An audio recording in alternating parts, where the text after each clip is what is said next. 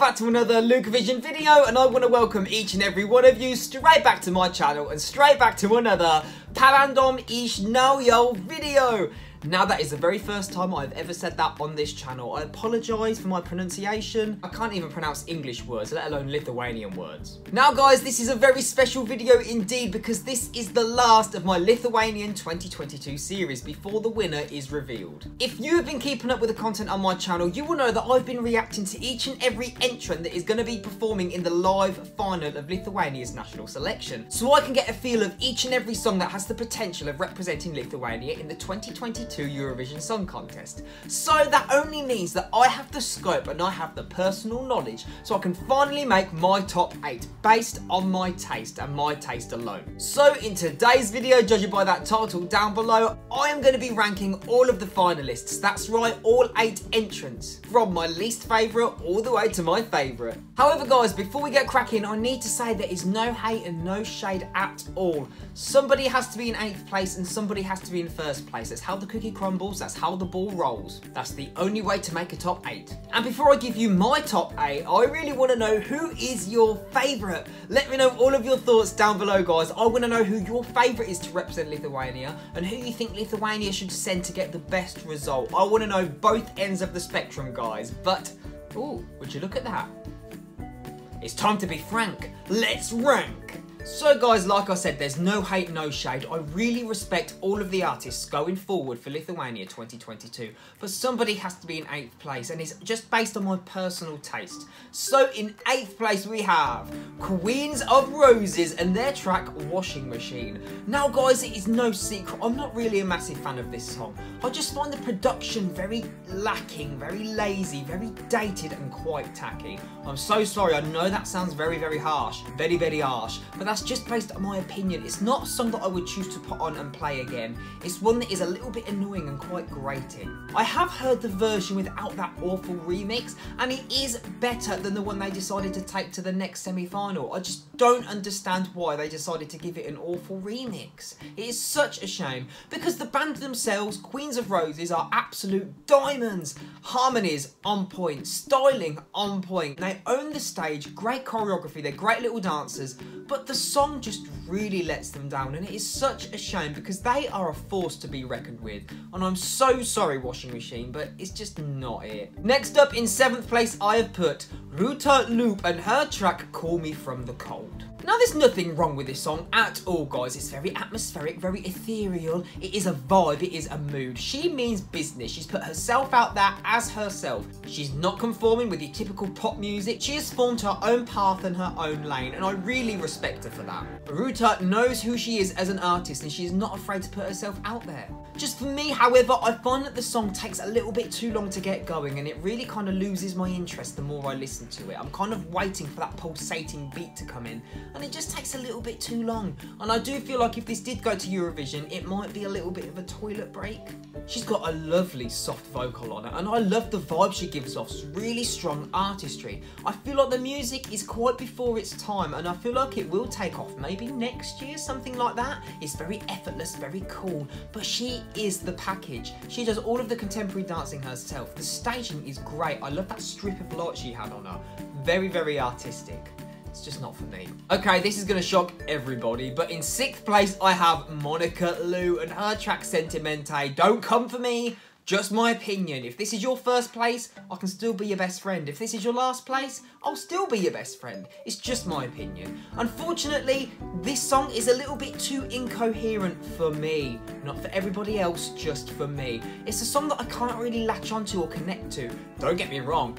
It is stunning. I love the song for what it is. I love the wacky, jaunty beat, the instrumentation. Monika provides such a vibe. She owns that stage. She is so confident. She has such strong charisma and strong personality. And her voice, she could sing the phone book to me and I would lap it up.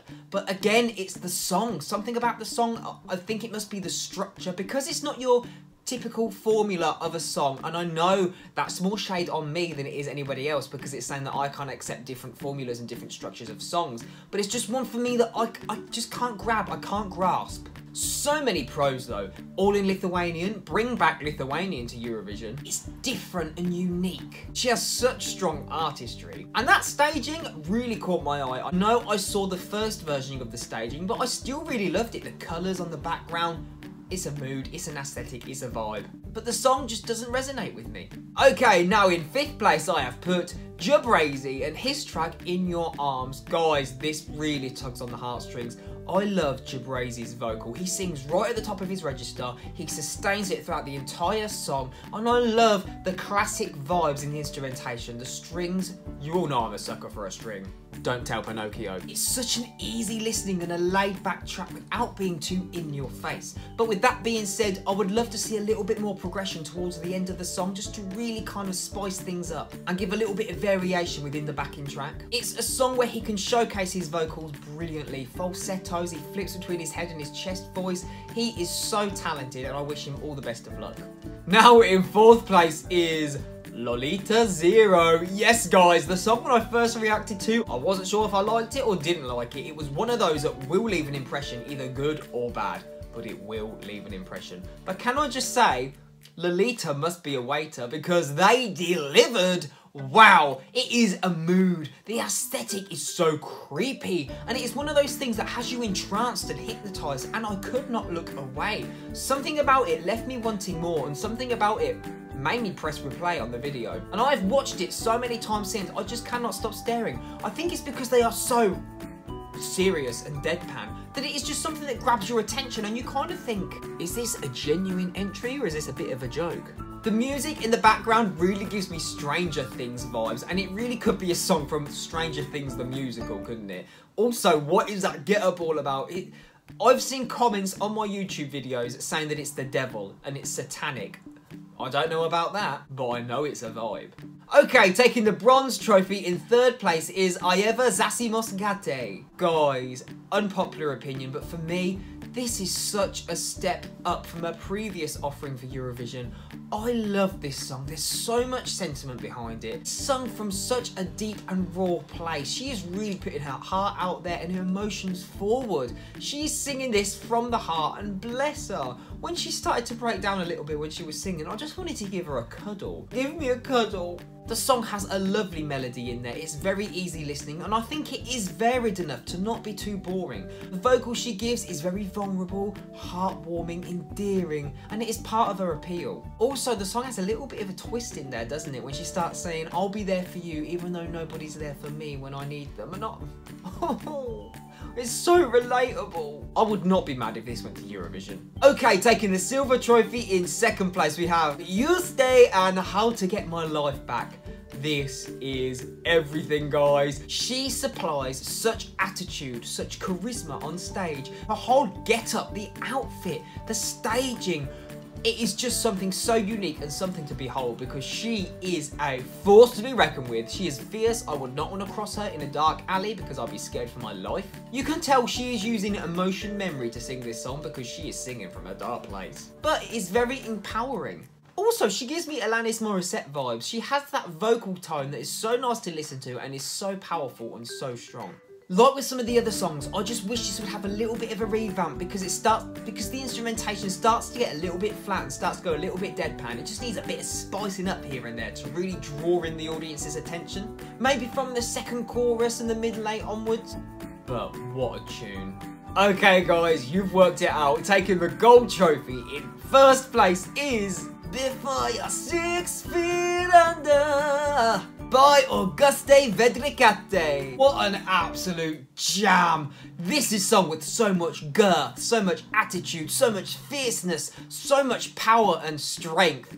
I love it. It sounds like a revenge song. I love the instrumentation. The band are everything. They are epic and they really complement the vocals of Augustė. She means business. To me, this song is the one that sticks out because it's just that much more present, if that makes sense. A lot of the other songs can be seen as a little bit wishy-washy and wouldn't really make an impression, but this is in with a bang. And yeah, I know not all songs need to be in your face, and some songs are nice because they're subtle and easy listening, but for me, this grabbed me from the word go. As soon as she came on stage, that silhouette there, I was like, what's going to happen? It had my intrigue peaked. I had no idea what the song was going to sound like. And then when we had those kind of country rock vibes, it really reminded me of Waylon, and I was like, I am gonna like this. The song progresses perfectly. There are ups, there are downs. The vocal prowess in it is everything. The guitar solos, everything for me is tick, tick, tick, tick. Great lyrics, great instrumentation, great vocals. Also, I love towards the end of the song, we almost have a crescendo of everything. We have the backing vocals, we have the heavy music, we have the big vocals, the ad-libs, and everything comes to a massive climax.